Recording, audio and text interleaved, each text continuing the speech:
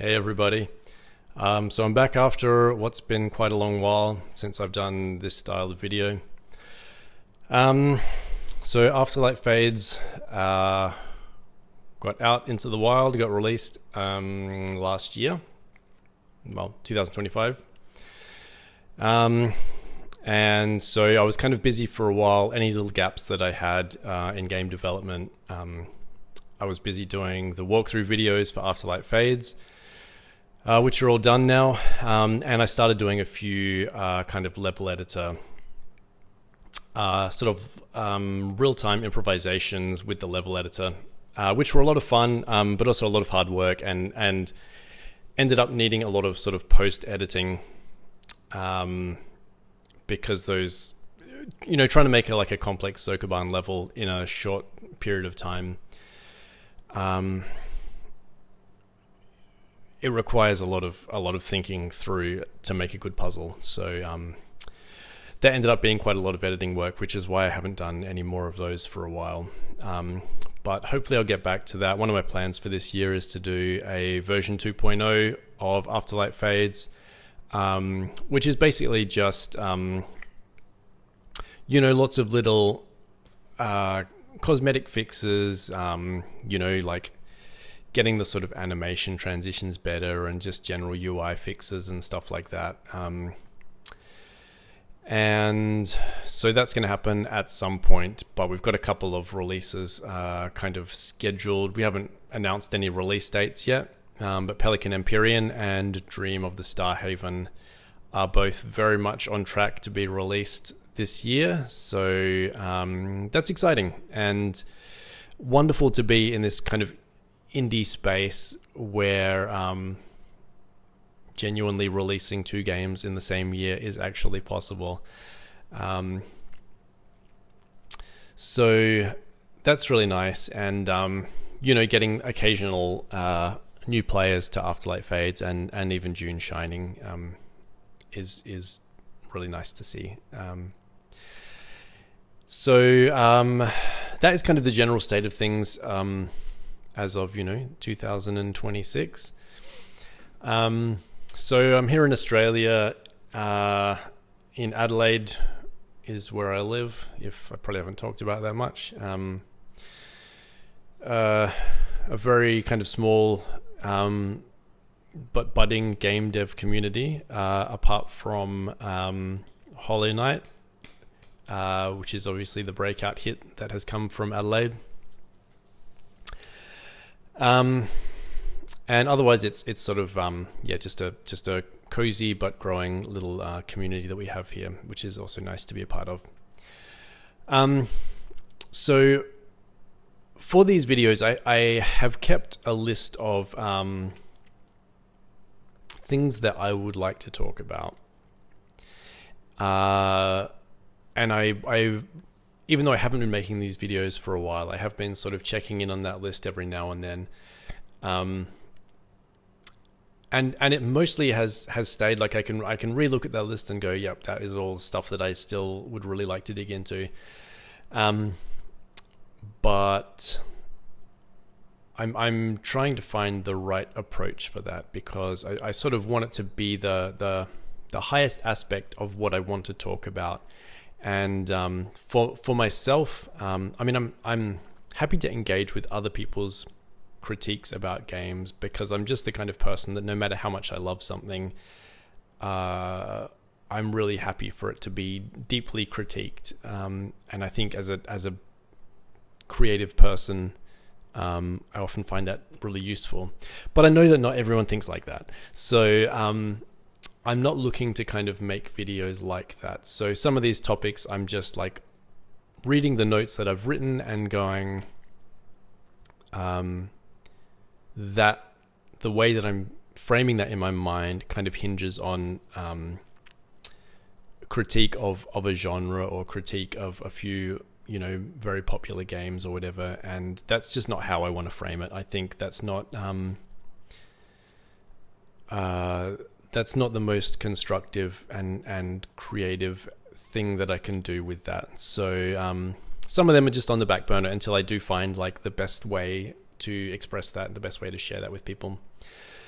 So for now, I'm not going to do any of those topics, and I kind of came up with an idea that feels like a wonderful way to kickstart this kind of practice again of making these kind of videos, and that is that I'm going to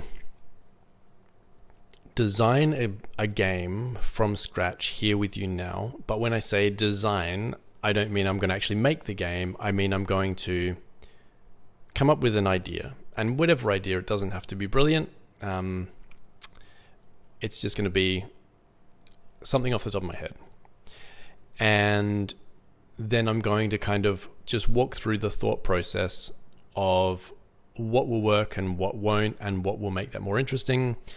And then talk about, so from my perspective as both a designer and as a gameplay programmer and sort of what I would call a game structure programmer. I'm not a professional. Well, I mean, it's difficult to say, isn't it? I'm not a professionally trained programmer, but I have been programming for many years now. But obviously, when you're talking about a professional programmer, the standard for thinking about that is very high. So I'm not really sure what to call myself, but I basically do have that pairing of design and programming, and so some of it is going to be walking through a design in the context of that as well. So I'm basically just going to jump straight in and see what happens, and I might take some notes as I go, just so that I don't get lost in that process,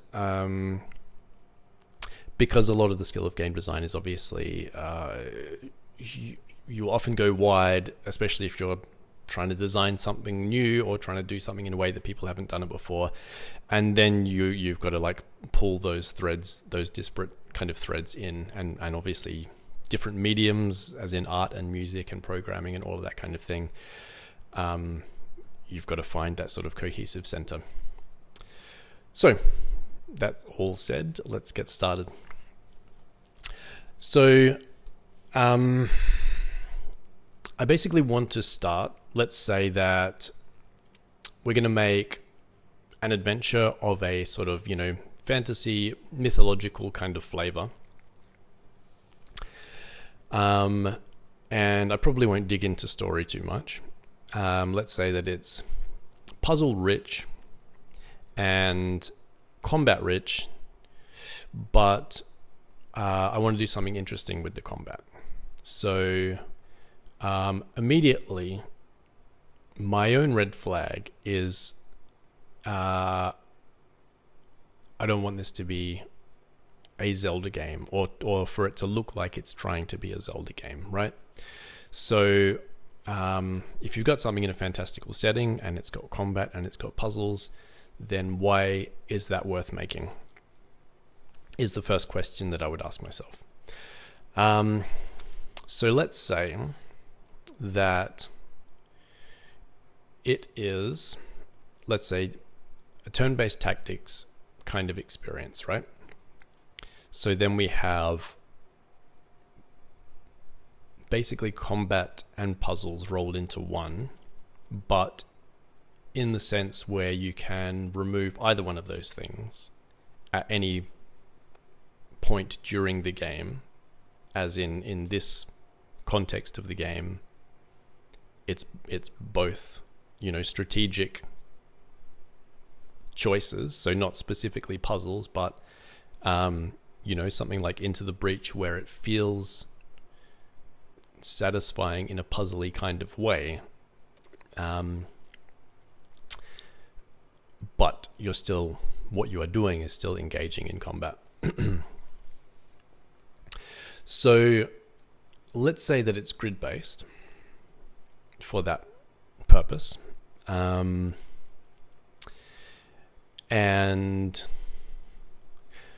I mean,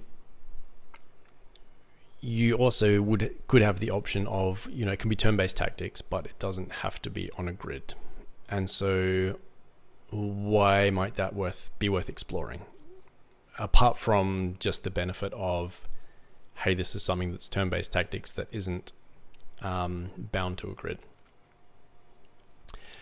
And so then you could have, say, radiuses of everything has like a radius of when it can engage with some other thing. And so that can be a really interesting way to approach it. But you do have the automatic challenge of, if everything has its own radius and things also have each entity type, say your heroes and your enemies and whatever have different radii, then you're going to have potentially a bunch of overlapping stuff. And then do attacks and, defenses and stuff like that also have different radii. And so then what is available to the player to view different layers of these different radiuses? So you can see there's a lot to work through with that problem. So let's say for now, that would turn into such a big workload, a big UI and UX workload, that's too much to consider for now. So instead, let's just say, okay, it's fixed to a grid, which you can already see. I mean, there's so much interesting to explore with this kind of like radiuses idea, that it already feels like a shame to throw that out. But you've got to make a lot of quick decisions to move forward, right? And okay, so then we've got another question of like, okay, well, Into the Breach is already great. So if you've played any sort of not as great turn-based tactics games, then you can really see, you can really get a sense of like, well, why does this X other game exist when it's just doing Into the Breach in a way that isn't as good as Into the Breach, right? So you don't want to kind of land on that. So I think the mix of like turn-based tactics and puzzles is interesting enough already when we're talking about literal puzzles, not just strategy like Into the Breach is, right? So then you've also got, say, this is like story rich, and the story can step us through larger contexts for the ease of defining what that means. Let's say overworlds, which it might not be as simple as that. But in terms of chunking it into game design terms, let's say we've got a story. That story will break us down. We'll break down the main parts of that journey into 5 overworlds. And each of those overworlds, then we can break up into, we can think of them as more than overworlds, let's say, right? So they're actually explorable areas. So let's say third person, but with like a fixed semi-overhead camera, so that, again, for the sake of the ease of this conversation, so that we're not dealing with complicated camera movement, obstruction, all of that stuff.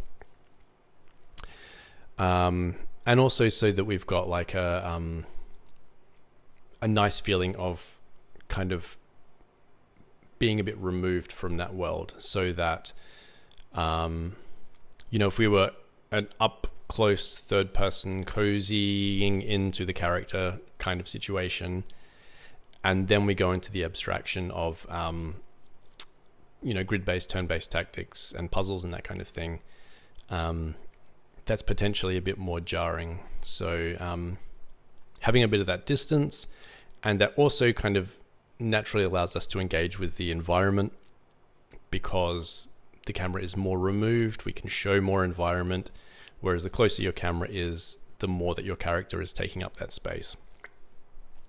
And then it requires a very deft touch, which is either that your character is either deeply characterized and we tell a lot of story about who that character is and what they're trying to achieve, or you have a very careful, again, to use the Zelda thing, just because everyone knows it, of like Link is a hollow individual that you can put yourself into, which is obviously much easier said than done, right? Otherwise, everyone would try to do that. So the camera can like just play a really huge role in just giving that sense of distance and saying, like for me personally, how as a player I can engage with the environment is a really big deal. So having that view and then asking myself as a game designer, okay, we can see all this environment at the same time that we're seeing our characters, so why is it important? You know, why are the plants or the trees significant, other than just we're in a forest biome, so that there needs to be plants or trees, right? Trying to go deeper than that. So I would say that, and as I'm talking about that, I'm like, okay, that actually gives me some interesting context now, because let's say what I described as the overworlds before, so 5 zones, right? Let's just say, so that there's less confusion, let's say that there are 5 islands, because overworld just has too much connotation of there's not much gameplay there, which is not the idea that we're going with here. So let's say there's 5 islands corresponding to, you know, basically 5 chapters of a story. And the movement on those islands, like I said, 3rd-person overhead camera, and it's not grid-based. So we've got free movement, and let's say we have a kind of survival mechanic. So we need to find food, and, you know, we need to create or find tools or whatever. So there's maybe lots of secrets around, and or potentially lots of randomization, because that can work, because we can play that off of, we can play those 2 elements off of the grid-based combat and puzzles, right? Now, so let's say, so sorry, by those 2 elements, what I mean is the free movement versus the grid-based movement, and the potentially very randomized finding of resources, etc., for survival, versus the either completely manually created turn-based combat levels and puzzles, or highly curated with some degree of randomization. So immediately that lends itself to a conversation with the story, right? Because if it's survival, then that means, who is this person? Even if, you know, like the Link thing, even if we're not going to tell a lot of story about them as an individual, which we might decide later that we do, but let's say for now that we don't. Who is this person, and why is it a struggle for them to survive? So how did they get to this place where it's a struggle? Why is there no one to help them? Or if there is other people to help them, are those other people also struggling to survive? And thus, is there some tension or conflict that we can explore there, where there's a tenuous alliance, for example, where sometimes they will help us and sometimes they won't, or maybe based on how we treat them, they can help us, or we might form alliances over here, which means that these people over here don't like you because they are enemies with that person, etc. So that can be an interesting thing to explore. From my experience of playing other people's games, I think that can be a tricky, this kind of faction type of thing. I think that can be a tricky thing where you align with some faction and it basically requires you to have dug into a bunch of text or a lot of conversations to know that if you aligned with that faction, it's going to upset this other faction or whatever.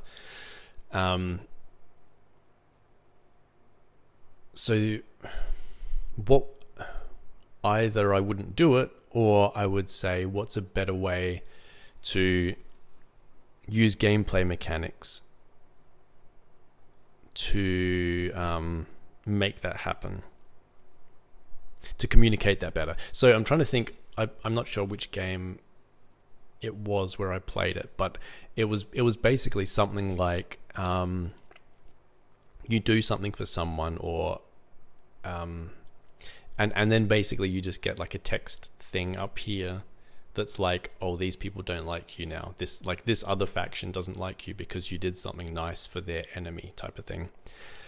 And in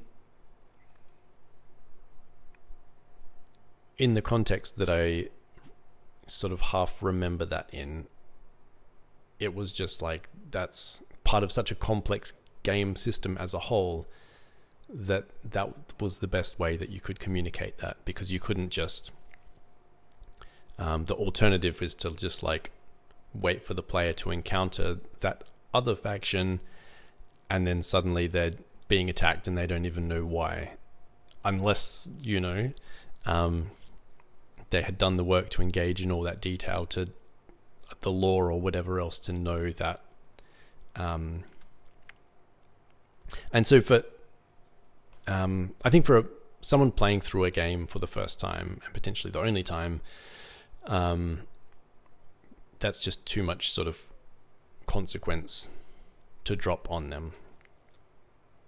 And because you also don't want them to be able to roll that back too easily, you want that to be a weighty, consequential decision to make. So let's say that for the context of the game we're talking about, that's too much. So now we're back to an interesting situation. Let's say we're on the first island. You are surviving, and let's say that we're not talking about the combat or the puzzles yet, just the actual sort of free movement, scrounging for resources. So then we need a sense of like why, what happens, what are the consequences of dying, which might be that I think we could say that the island gameplay is roguelike. Now, what would happen if we said that the island gameplay was roguelike, which means that you don't know where the supplies that you need will be. And so let's say that I want to say that you can fish, but like, oh man, we have enough fishing mini games in the world though, don't we? And I apologize for that, because I know a lot of people like them, but just in terms of like, let's try and not do something that's already been done a lot in this context, right? So maybe there's just a way to do that in an interesting way. I mean, for example, one of my quite old prototypes now is sort of an adventure with an overworld which takes you into match 3 games. I know, let me finish. Where the progression through the overworld and through the story is done through like both general and specific match 3. So some of them are just general, as in they're just puzzles with a high degree of randomization, but some of them will have specific goals within them. And then within that, so the overworld has a survival mechanic in that game, and there is a match 3 fishing game, which is surprisingly effective. And so I won't go. There's a bit of secret sauce which I won't give away about how those kind of specifics and those resource management type of things hook in to the match 3s. But see, that kind of thing, it's I don't mind that because it's not something that feels like a fishing game, but it's in the context of it. So let's say that we have a set of things. Let's say fishing, cooking, finding camps, and again, we won't say whether those are, enemy camps, factions, or whatever. And let's say when it comes to camps, you can't engage in combat, but you can create and set traps, and you have stealth mechanics with a high degree of audio interactivity, which means that people can hear your footsteps. You can throw things to use as distractions. If you move around in a bush, then people can hear the bush rustling, etc. So those are obviously things that people know well, but if you've played a lot of games that have stealth mechanics, you know that those aren't necessarily things that are done by default. That, for example, there's a lot of stealth games that don't really factor in footsteps, or they don't really factor in the noise of a thrown object or that kind of thing.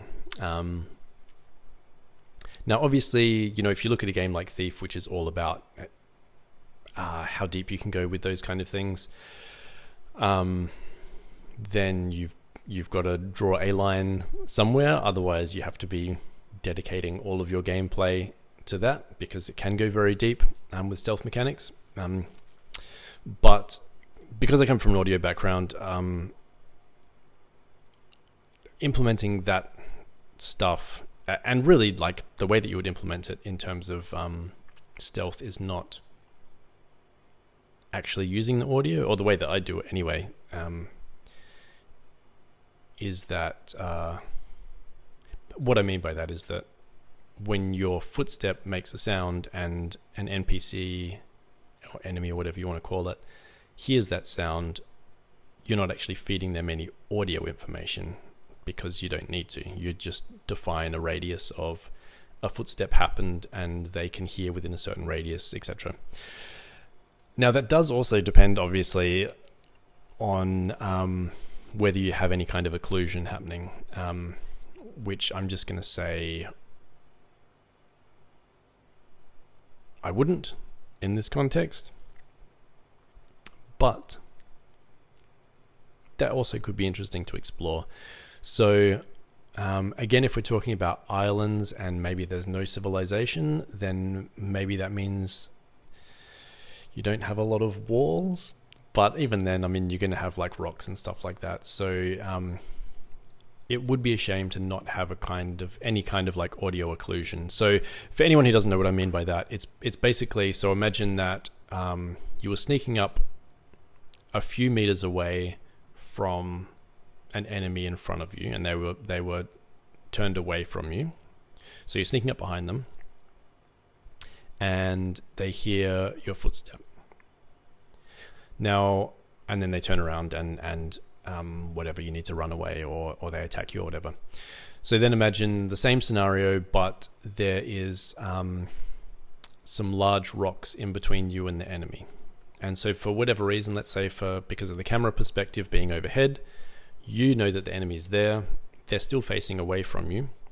The same sound happens, but I, as the designer, say, well, there's all these rocks there, so even though it's the same sound, those rocks should be occluding some of that sound. So I don't want the enemy to hear it when I'm this far away.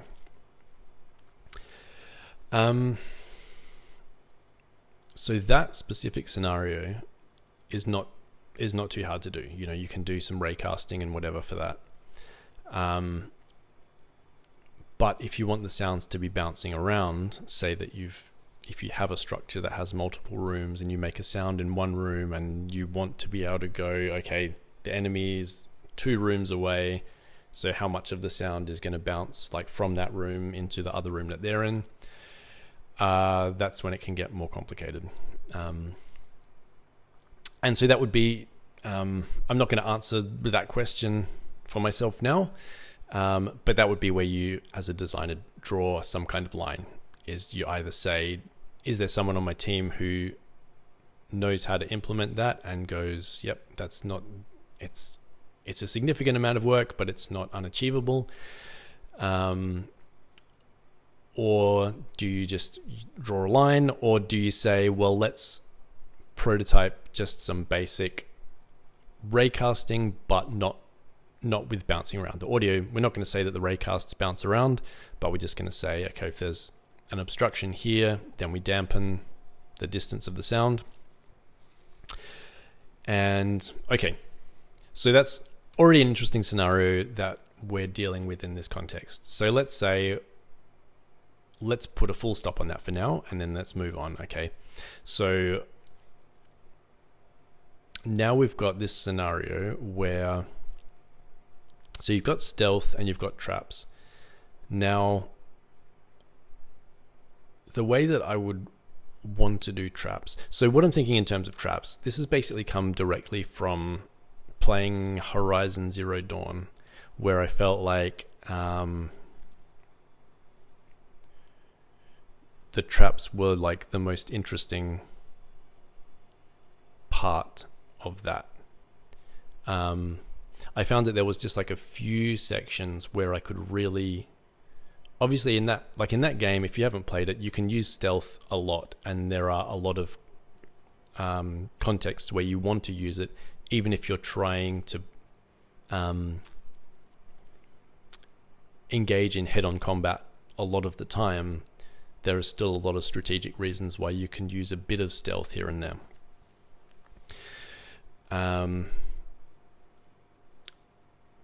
But the most impactful, as a player for me, the most impactful sections were where I could be really stealthy and where I could be throwing things around and setting traps and that kind of thing.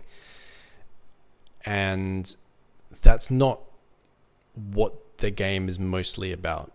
So I didn't find that there were a lot of sections where I could really explore that, and I wanted more of that, basically. And so, which is not a critique on the game as a AAA game, and I don't tend to play a lot of AAAs, but it was one of the most fun, of the last, let's say, 10 years or so. I don't know, maybe the game's older than that now. Out of the last however many years, I mean, I only played it a few years ago, but yeah, it's one of the games, AAA games, that left the biggest impression on me. But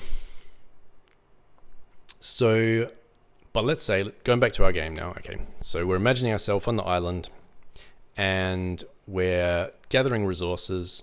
So one of the design decisions that I would also make is to say, I don't want the player to have to be picking up 1,000 sticks or 5,000 sticks over the course of playing this game from start to finish, right? Because that's something that has happened in a lot of open world games, to the point where it just becomes kind of meaningless. You know, that just like, why are you just give them?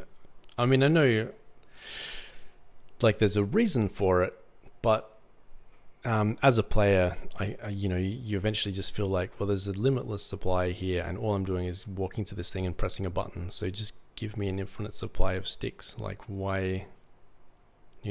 People have jobs in the real world. You don't need to, like give them these mundane tasks in gameplay. And that's a tricky thing to design around, right? So then you've got to make, so let's say, anyway, again, I don't want to go into like this kind of critique of like a lot of that is something that a lot of games do. So let's say, what is a better way to do that? And so for a start, let's just say that we have very limited resources on this island.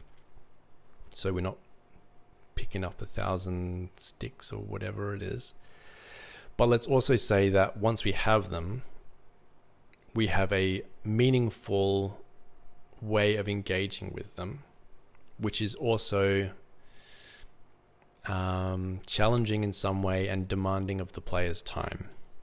And so let's try and be interesting about what that means. So what I'm thinking is, one of my other design goals is, okay, let's say what we're talking about here is crafting traps so that we can infiltrate camps to get food and water to survive. All right, so that we're being specific. And so then let's say we don't want to use a menu to do the crafting. Like, we don't want to open just up a grid UI and go click, click, click, click, click, and then click craft the thing, right? Because let's explore more, right? That's fine. And that's, a lot of people can get a lot of enjoyment out of that, but let's explore other options, because that's not the only way that it needs to be done. And so, but then we do have a potentially tricky problem, which is, again, how much stuff is there to explore around and collect? And then if we have 10 or 15 or whatever different items, then at some point we need some kind of menu to, like, let's say we're going to drop those items into the game world, and then we're going to do some kind of, let's say, a mini game, right? To craft those or combine those in some kind of more interesting and sort of gameplay tactile kind of way, instead of just doing it inside a menu. So the first thing that comes to mind is, okay, let's say that the player can only pick up 3 types of thing, right? That's very limiting, but out of that limitation, we might actually get a lot more expressive gameplay, right? Because if they can pick up 20 different things, then you're kind of going to necessitate a menu to be able to deal with that many things. Or best case scenario is that you have like a bar at the bottom of the screen, and you can, press left or right to cycle through and choose which things to drop into your, onto your crafting table or your cooking pot or whatever it is. So one of my prototypes kind of works in that way, where you accumulate a bunch of tools and resources, and so all you have to do is kind of like go through that, basically like you would change weapons in a first-person shooter, right? It's you just cycling backwards and forwards through your bar, or pressing, the number keys, because then you don't have to interrupt gameplay to do that. But of course, it depends. You have to have a very specific kind of game for that to work. If it was like high-octane combat, of course, that wouldn't be a very effective way of doing it. If you were needing to then do more complex interactions with each of those tools, etc. So those are basically our 2 options. That we can either only carry a small amount of items, and so it doesn't require a menu to be able to deal with those items, right? and it's really about the variety of the different kinds. So say you can still have 20 of each of those things, but it's only 3 types. So 20 of each of those 3 types. And so again, it's just like, as a designer, make a decision so that enables you to move forward. So let's say we're just going to do the 3 item thing. But let's say that with those 3 items, we still have just like a small UI. We can press, a left or right button or, tab or whatever it is to cycle through those 3 things. And we can, let's say, I mean, again, I don't want to use a crafting table specifically because it's just, it's a bit too generic. But for now, I think that's fine because I have an idea about something else that's more interesting aspect of that. And so let's say that what I'm talking about applies both to cooking and to crafting.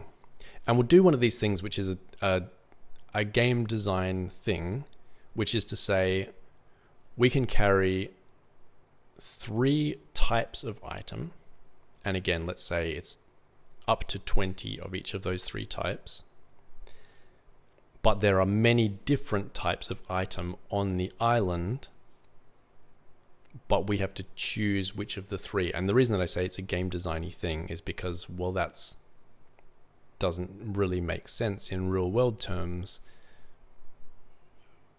but that doesn't matter, right? It's just a gamey decision. That's a game rule. That's how the game works. And so it's like, if you have committed to picking up a certain kind of item and bringing it back to do whatever you need to do with it in your, let's say that you need to set up a base camp, because I guess we haven't defined that yet. Then you do that. And so then the risk and reward of that has to be that there is, apart from your survival, which means that the more that you're moving around outside of your camp, let's say, the more hungry and thirsty that you get. And let's also say that there's things out there that can attack you and can poison you, etc. And the reason that I'm defining those kind of things is because we're sort of still just saying combat is over here, and we're not talking about that yet, because that's going to be a whole big system unto itself. And so let's say then that you bring those items back, whatever they were that you collected, and you intentionally gone out knowing that, with the intention, okay, you know that here's a crafting recipe or a food recipe, so you know that you need these X things. Maybe 3 isn't enough. Maybe we need to go up to 5, or maybe you can get extra slots as you play through more of the game. And so then you bring them back. You use the cycling through so that it's, very simple, and we're not having to bring up a full screen menu. So it's more or less still in real gameplay time. And you dump those things out onto your thing, let's say the crafting table, and then that opens up a mini game. And then what happens, right? So then now we are interrupting the island freeform gameplay, and we're bringing in a new gameplay context. So let's say that we already know that we're going to do turn-based tactics, and our puzzles are going to be sokoban adjacent, let's say, but more accessible than like a hardcore sokoban. So more like kind of Zelda dungeon type of puzzles. And let's say, because they're grid-based, there's more of an abstraction. So let's say not Breath of the Wild, Tears of the Kingdom, but earlier Zelda game type of dungeon puzzles. But we have all the possibilities for a lot of diversity that you can get from a sokoban, as well as the turn-based tactics when we want to blend in a bit of combat. So let's say we've got the grid system, and so we go back and say, okay, now we're crafting a thing, but we can't hand create a puzzle that says, here's the thing that we're crafting.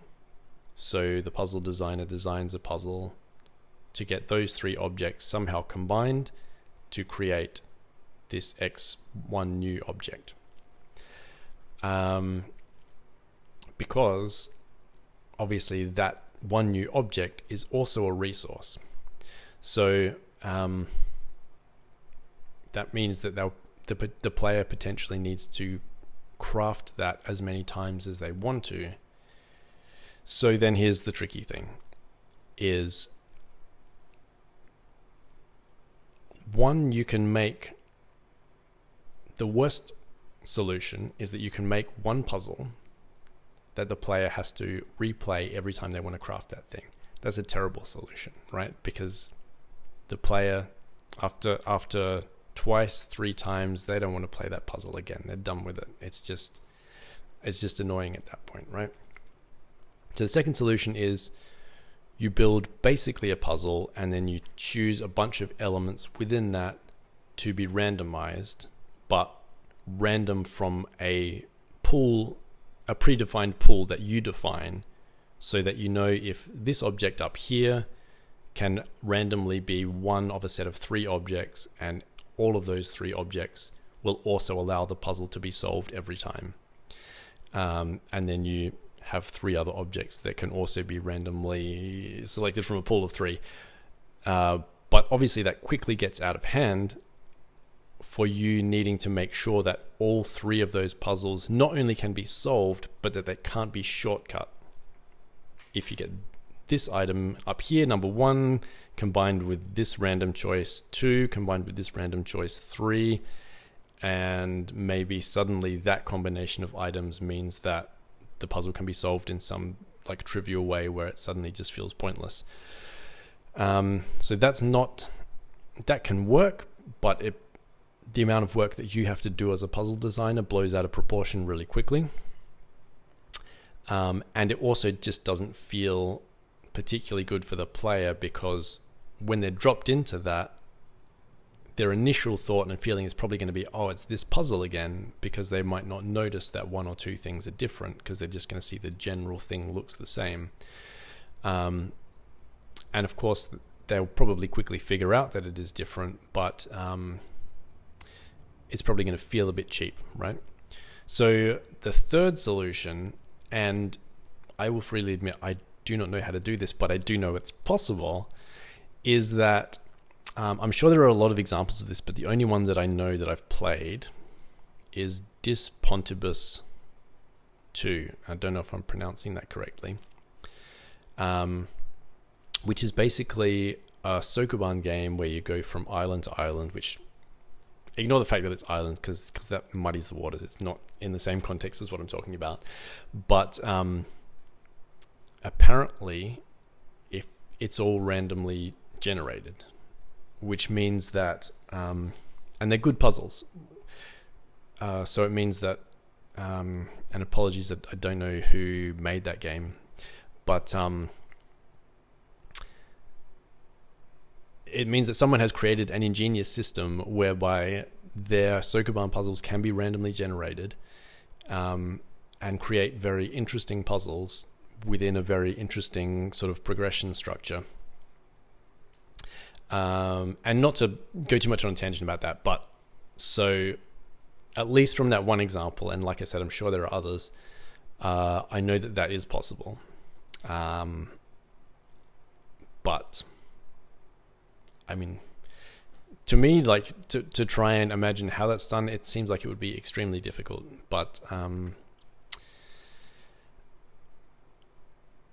yeah, maybe once you start breaking it down, and again, it would be like, if this is a team-based project, it's like, do you have a puzzle expert on the team, and is that can you say to them, would you be able to figure out how to do this? Because it's not just about making puzzles that are random and solvable. It's about making good puzzles, right?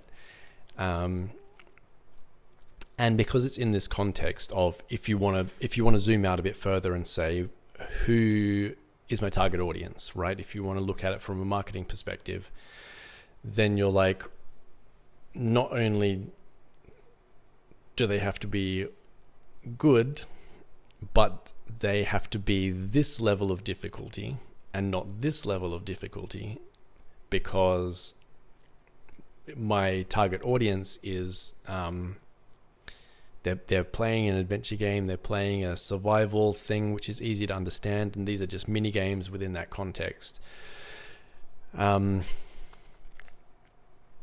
So that's tricky. And in that sense, like the match 3 prototype that I mentioned earlier, is in a way a better solution to that than what I've just described, because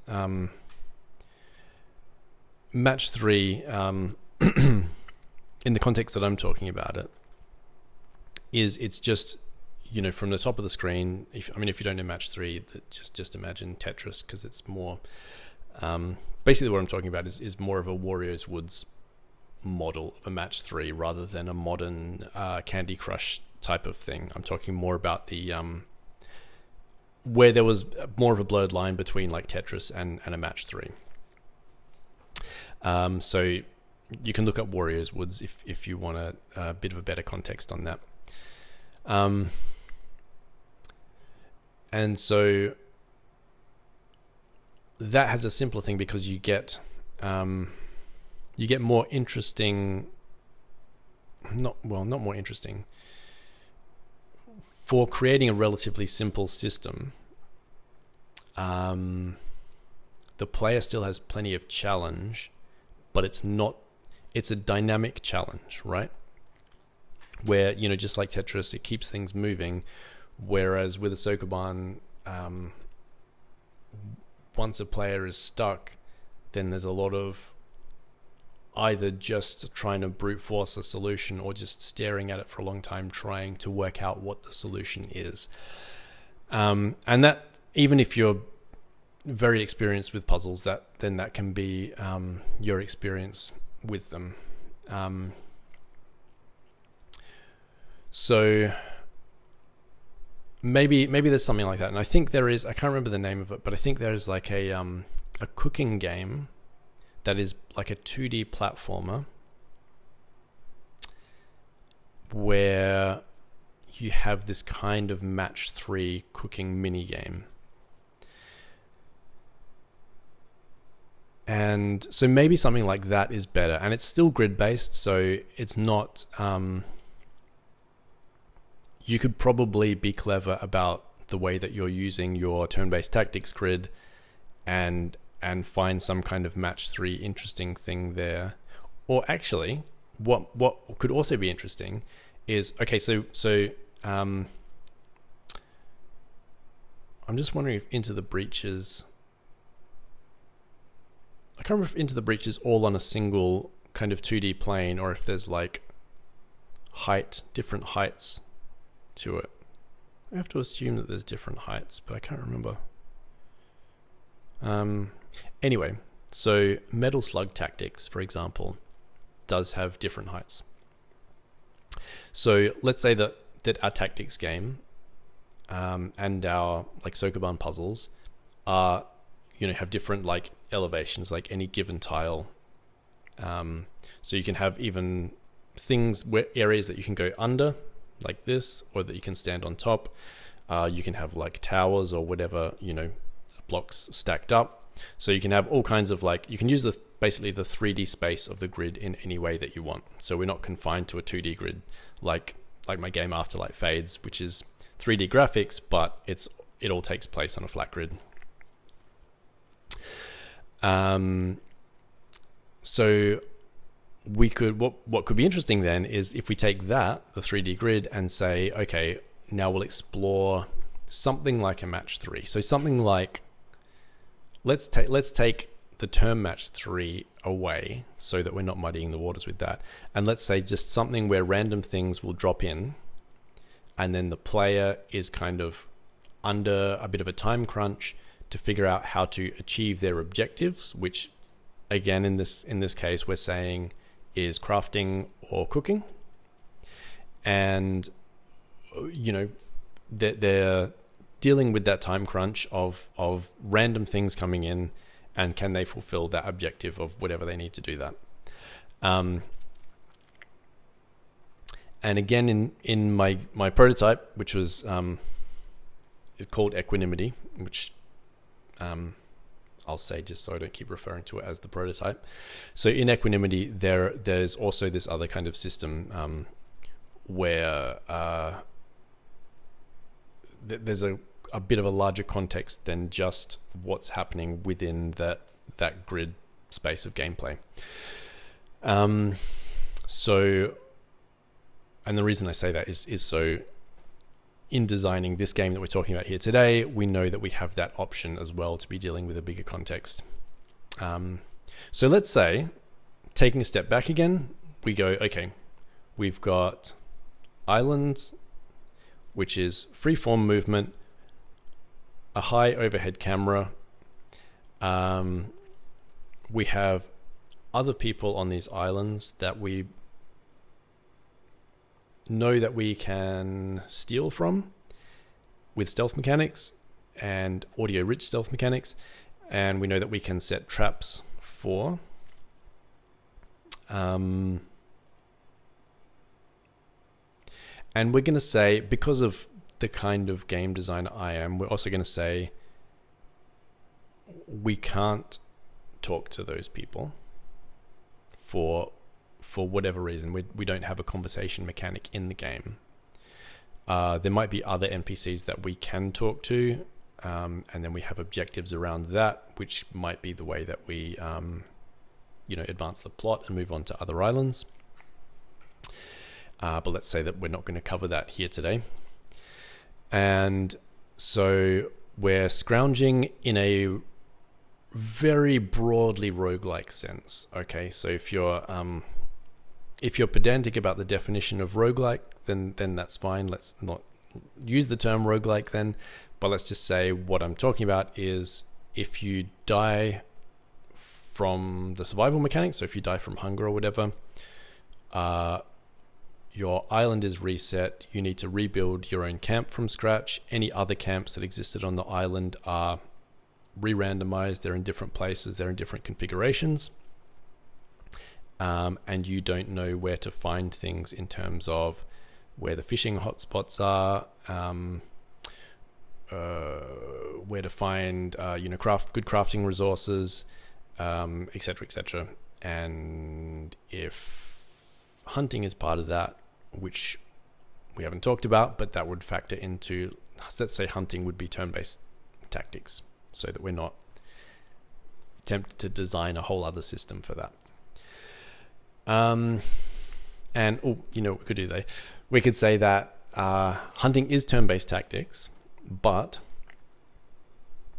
we can cook food as lures. So potentially we go into a turn-based tactics minigame, and let's say that it's just a wild environment, and then we place some cooked food in a strategic place and then go and hide in some bushes or whatever, and then wait for something to come, and then we can engage it in combat. But because it's a wild environment, maybe more things will be attracted to the scent of food than we planned for, and so there's going to be some uncertainty to, can we deal with that combat, or did we get more than we bargained for, etc.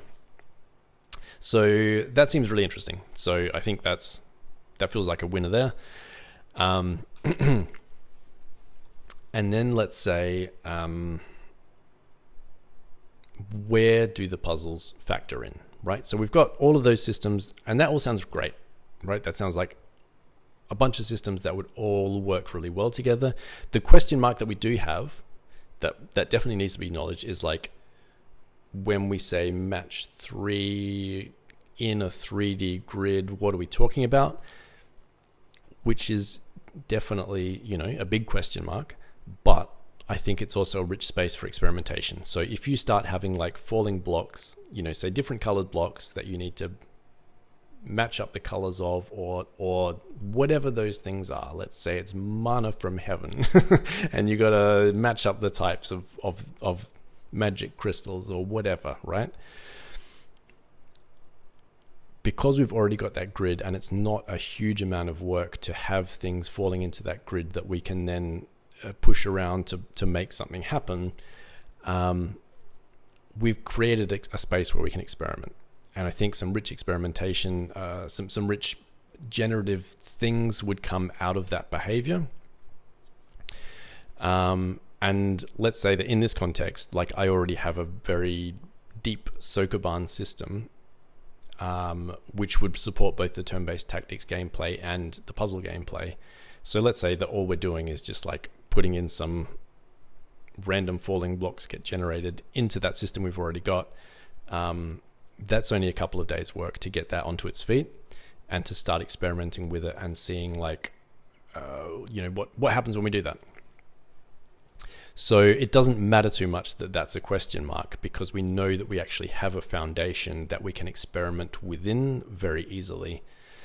So, sometimes those kind of question marks are like big red flags. As a designer, you're like, well, here's your idea, but you've got a massive hole here and the rest of it just doesn't fit together until you define what is needed in this gap. But I think in this case, there is plenty of fun to be had discovering what that thing is. And actually, so that's the cooking and crafting mini game. I feel like, getting back to something I said earlier on, that there could be something in like, I said something in the realm of like, let's allow trees and plants and whatever to be a more interactive part of gameplay. So again, I like feel like there's some real richness in that idea. So again, it's like, well, if trees and bushes and whatever are objects in the gameplay, which already makes sense in terms of turn-based tactics, right? Because let's say you can hide behind trees to take cover from projectiles. You can hide in bushes to, hide when you're hunting. That's a good strategic position, etc. So how those might factor into like cooking and crafting, I don't know, but I feel like that's a really interesting question, and I feel like there's something just out of reach. And I think that's creatively, that's a good mindset to be in, of going like, I know that there's rich potential there, I don't quite know what it is. And if we wanted to go really far out, or well, it's not that far out for me, but it depends on how you think.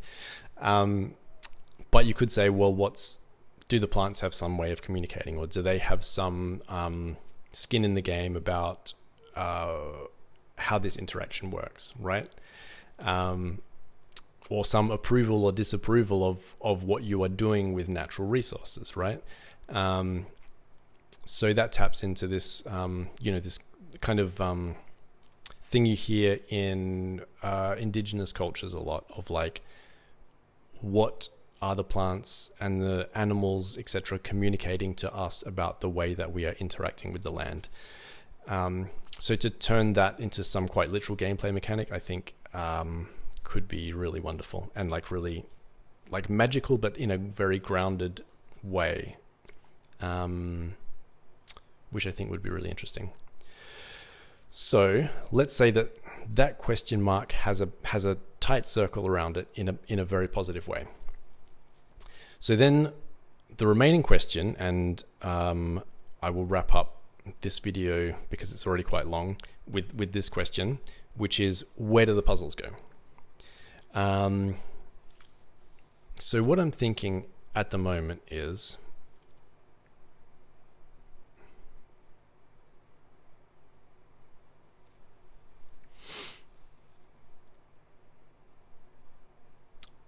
you can either go, there's so much that you can do with with the way that the puzzles are telling the story and moving things forward, right? And I think a way to do it in the context of this kind of game that I'm talking about, which again is not intended to be a hardcore puzzle game. So the way that I do it, and in this context, I don't mind stealing from Zelda because it's a very broad concept. And I'm sure other people have done, I mean, it's just a very general concept, but I'll talk about it in terms of Breath of the Wild. So in Breath of the Wild, if you haven't played it, or if you have and haven't noticed that this is how it works, finishing a puzzle shrine, what they call in that game shrines, which are like dungeons, basically puzzle dungeons, gives you an orb, and that orb is an upgrade currency. It's like that, simple as that. Let's say that in this game, in our game that we're talking about here, we don't upgrade, because that's another philosophy that I have. Like, we don't upgrade in terms of like giving you more HP or giving you stronger attacks or whatever. We want every improvement to happen to be within the player themselves. The player's skill, the player's knowledge, that's what improves. And again, it's not to make the other approach wrong, leveling up RPGs or whatever else. It's really just a personal preference as a designer that, and as a player, that I find more richness in. And that's completely subjective. So,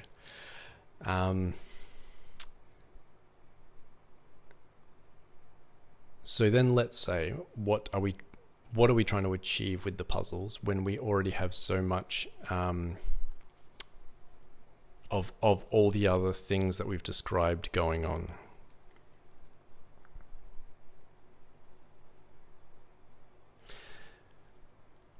So let's say that the puzzles give you a way of directly interacting with the story and interacting with characters, right? Because all of what I've described so far, even though there's these other camps and these people that you can steal from and whatever, like I said, there won't be a mechanic for communicating with those people. So let's say that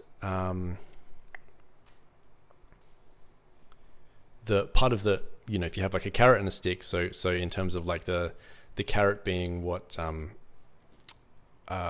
is motivating players to move forward, we could say that like the solitude of that island, of not being able to have any real connection with people, or not being in competition with people. So that feels like that could be the theme that we're orbiting everything around, right? Is like competing for resources, and then the hero's journey can be like, it doesn't need to be about competing for resources, right? And I'm not going to try and resolve that story arc, but that could be a really rich space. And then that ties into like this theme of like being able to communicate with nature in more interesting and kind of magical ways, where nature is communicating its kind of abundance. And I can hear people out there like rolling their eyes at that, but whatever. I think that could be really great. So Leah, let's say that basically the puzzles are metaphorically opening those doors to that kind of communication. And so then part of that, making that interesting, and the reason that I brought up Breath of the Wild before, is because Breath of the Wild just frames that as just a straight up currency. Finish a puzzle, get an orb, right? Is that we create some framework where it's non-linear like that. But I think in a more like each puzzle you solve, you get a unique something, And that's a careful thing that you've got to do, because that can blow out of proportion as well. It's like, okay, so you need to design a unique item, and why are they unique? Does each one give you a different power? And if you can have 100 of those, then how do you deal with that? So that's something that you would have to keep a careful lid on, that not blowing out of proportion.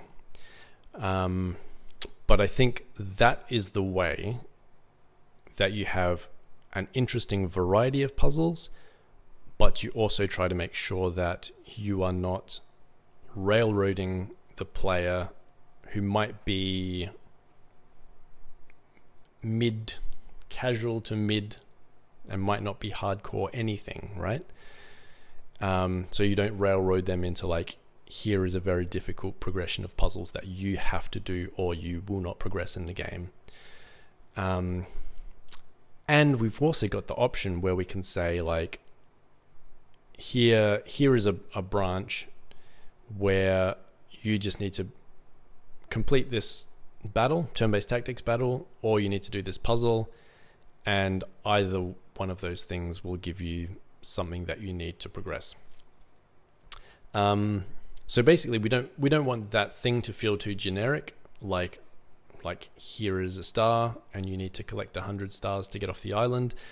Because if we want to have a good story, then the more generic that MacGuffin is, the more work we have to do in the story to justify why the player should care about whatever that thing is. But like I said, if we create 100 different unique items, then we also have to do a lot of work in a different way to say why those are interesting, and do they actually affect the gameplay in any way, and if they don't, then why not just make them 100 magic orbs or something like that. So again, that's not something that is important to solve. Well, it's not something I'm going to solve right now, but it's something that you would want to solve very early on, obviously, because if you did get to the point where suddenly you had 100 stars and you're like, okay, now we need to make these into 100 unique objects that all give you a different kind of power up, and you can have a whole 100 power ups active at the same time, then you're in a world of, game development trouble. So I think that feels like a good place to wrap it up, because we've basically game designed our way off of that first island, right? And we've got a bunch of interesting mechanics that are kind of like disparate, but that do feel like they have a gravity. So they're all orbiting around a central idea, which is this kind of like idea of like isolation versus abundance. And also this idea of like that everything, even that you yourself have the resource to find the resources that you need.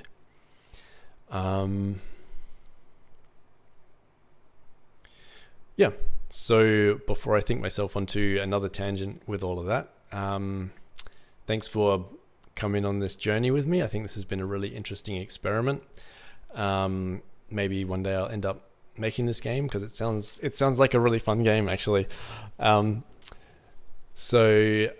if not, like I said, we've got Pelican Empyrean and Dream of the Starhaven coming later this year. I haven't announced a release date for either of them, but I will, in the coming months, very likely do that. So thanks for listening, and I hope you got something out of it, and I'll talk to you next time. All right, see ya.